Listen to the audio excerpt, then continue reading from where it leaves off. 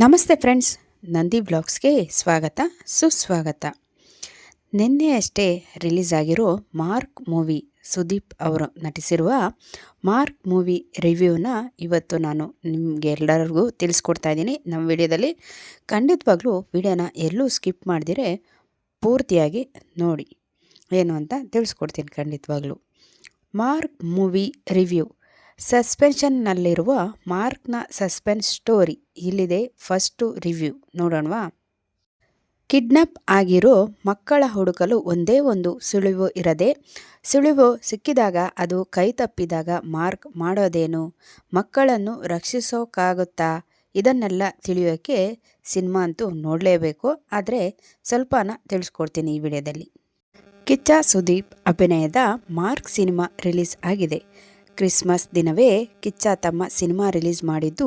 Movie ಹೇಗಿದೆ, ಕಿಚ್ಚನ roll ಏನು, ಸಿನಿಮಾದಲ್ಲೂ ಏನೇನಿದೆ, ಹೇಗನಿಸುತ್ತೆ ಸಿನಿಮಾ, ಇಲ್ಲಿದೆ ಪೂರ್ತಿ ರಿವ್ಯೂ. ಕಳೆದ ವರ್ಷ ಡಿಸೆಂಬರ್ಗೆ ಮ್ಯಾಕ್ಸ್ ಸಿನಿಮಾ ರಿಲೀಸ್ ಮಾಡಿದರೆ, ಈ ಬಾರಿ ಕಿಚ್ಚ ಮಾರ್ಕ್ ಸಿನಿಮಾ ರಿಲೀಸ್ ಮಾಡಿದ್ದಾರೆ.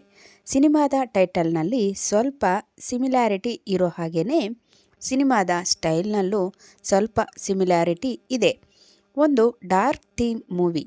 ಬಹುತೇಕ ಇದು ಕತ್ತಲಲ್ಲೇ ಶೂಟಿಂಗ್ ಆಗಿರುವ ಸಿನಿಮಾ ಕೂಡ ಹೌದು. ಕಿಚ್ಚನ ಸ್ಟೈಲ್, ಮ್ಯಾನರಿಸಮ್, ಡೈಲಾಗ್ಸ್ ಎಲ್ಲವೂ ಫ್ಯಾನ್ಸ್ಗೆ ಲೈಕ್ ಆಗುವಂತೆಯೇ ಇದೆ. ಮಲಗಿದ್ದಲ್ಲಿಂದಲೇ ಮಾರ್ಕ್ ಇಂಟ್ರೊಡ್ಯೂಸ್ ಆಗುತ್ತದೆ. ಆರಂಭದಲ್ಲಿಯೇ ತಲ್ ಯಾರ್ ಗೊತ್ತಾ ಅಂತ ಮಸ್ತಾಗಿ ಕುಣಿಯುವ ಸುದೀಪ್ ಆಡಿಯನ್ಸ್ಗೆ ಎನರ್ಜಿ ತುಂಬುತ್ತಾರೆ. ಅದಾದ ನಂತರ ಕತೆ ನಿಧಾನವಾಗಿ ತೊಡಗಿಕೊಳ್ಳುತ್ತದೆ. ಡ್ರಗ್ಸ್ ಸೀಸನ್ನಿಂದ ಶುರುವಾಗುತ್ತೆ ಕತೆ. ಮಕ್ಕಳ ಕಿಡ್ನ್ಯಾಪ್, CM ಕುರ್ಚಿಗೆ ಗುದ್ದಾಟ, ರಾಜಕೀಯ, ರೌಡಿ ಗ್ಯಾಂಗ್, ಅಲ್ಲೊಂದು ಲವ್ ಸ್ಟೋರಿ ಸಹ ಇದೆ. ಒಳಗಿನ ಮೋಸ ಅಂತ ಒಂದಷ್ಟು ಎಲಿಮೆಂಟ್ಸ್ ರಿವೀಲ್ ಆಗುತ್ತಾ ಹೋಗುತ್ತದೆ. ಈ ಎಲ್ಲದರ ಮಧ್ಯೆ ಸಸ್ಪೆನ್ಷನ್ನಲ್ಲಿರುವ ಪೊಲೀಸ್ ಅಧಿಕಾರಿಯಾಗಿ ಸುದೀಪ್ ಕಾಣಿಸಿಕೊಳ್ತಾರೆ. ಪೊಲೀಸ್ ಅಧಿಕಾರಿಯಾಗಿ ಕಿಚ್ಚ, ಆದರೆ ಯೂನಿಫಾರ್ಮ್ ಮಾತ್ರ ಇಲ್ಲ. ಕಿಚ್ಚ ಸುದೀಪ್ ಅವರು ಈ ಸಿನಿಮಾದಲ್ಲಿ ಪೊಲೀಸ್ ಅಧಿಕಾರಿಯಾಗಿ ಕಾಣಿಸಿಕೊಂಡಿದ್ದಾರೆ. ಆದರೆ ಸಸ್ಪೆನ್ಷನ್ನಲ್ಲಿರುವ ಪೊಲೀಸ್ ಆಫೀಸರ್. ಹಾಗಾಗಿ ಕಿಚ್ಚ ಇಲ್ಲಿ ಯೂನಿಫಾರ್ಮ್ನಲ್ಲಿ ಕಾಣಿಸಿಕೊಂಡಿಲ್ಲ. ಬದಲಾಗಿ ಸ್ಟೈಲಿಶ್ ಬ್ಲ್ಯಾಕ್ ಕಾಸ್ಟ್ಯೂಮ್ನಲ್ಲೇ ಮಾಸ್ ಅವತಾರದಲ್ಲಿ ಕಾಣಿಸಿಕೊಂಡಿದ್ದಾರೆ. ಹಾಗಾಗಿ ಅಭಿಮಾನಿಗಳಿಗೆ ಕಿಚ್ಚನ ಒಂದು ಸ್ಟೈಲ್ ಇಷ್ಟ ಆಗೋದ್ರಲ್ಲಿ ಡೌಟೇ ಇಲ್ಲ. ಸಿನಿಮಾದ ಆರಂಭದಲ್ಲಿ ಮಕ್ಕಳು ಕಿಡ್ನಾಪ್ ಆಗುತ್ತಾರೆ. ಮಕ್ಕಳು ಎಲ್ಲಿ, ಏನಾಗಿದ್ದಾರೆ ಅಂತ ಒಂದೇ ಒಂದು ಸುಳಿವಿಲ್ಲದೆ ಮಾರ್ಕ್ ಅವರನ್ನು ಹುಡುಕಲು ಶುರು ಮಾಡುತ್ತಾರೆ. ಅತ್ತ CM ಕುರ್ಜಿಗಾಗಿ ಕುತಂತ್ರ ನಡೆಯುತ್ತೆ.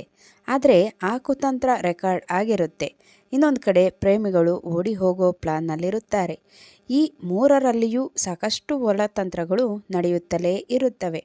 ಇವೆಲ್ಲದರ ಮಧ್ಯೆ ಮಾರ್ಕ್ ಕಿಡ್ನಾಪ್ ಆಗಿರೋ ಮಕ್ಕಳನ್ನು ಹೇಗಾದರೂ ಹುಡುಕಬೇಕು ಅಂತ ಹೋರಾಡ್ತಾನೆ. ಇನ್ನೊಂದೆಡೆ CM ಆಗೋಕೆ ಹೊರಟ ವಿಲನ್ ವಿರುದ್ಧ ಸಾಕ್ಷಿ ಹುಡುಕೋದು ಕೂಡ ಅಗತ್ಯ ಆಗಿರುತ್ತೆ. ಮಾರ್ಕ್ ಟೀಮ್ನಲ್ಲಿಯೇ ಇರುವ ಮೋಸಗಾರರಿಂದ ಈ ಕಾರ್ಯಾಚರಣೆ ಹಲವು ಟ್ವಿಸ್ಟ್ ಪಡೆಯೋದಷ್ಟೇ ಅಲ್ಲದೆ ಮಾರ್ಕ್ಗೆ ಹೊಸ ಹೊಸ ಚಾಲೆಂಜ್ ಬರುತ್ತಲೇ ಹೋಗುತ್ತೆ. ಕಿಡ್ನಾಪ್ ಆಗಿರೋ ಮಕ್ಕಳ ಹುಡುಕಲು ಒಂದೇ ಒಂದು ಸುಳಿವು ಇರದೆ, ಸುಳಿವು ಸಿಕ್ಕಿದಾಗ ಅದು ಕೈ ತಪ್ಪಿದಾಗ ಮಾರ್ಕ್ ಮಾಡೋದೇನು, ಮಕ್ಕಳನ್ನು ರಕ್ಷಿಸೋಕ್ಕಾಗುತ್ತಾ, ಇದನ್ನೆಲ್ಲ ತಿಳಿಯೋಕ್ಕೆ ಸಿನಿಮಾ ಅಂತೂ ಖಂಡಿತ ನೋಡಲೇಬೇಕು. ಕಾಮಿಡಿ, ರೊಮ್ಯಾನ್ಸ್ ಇಲ್ಲ.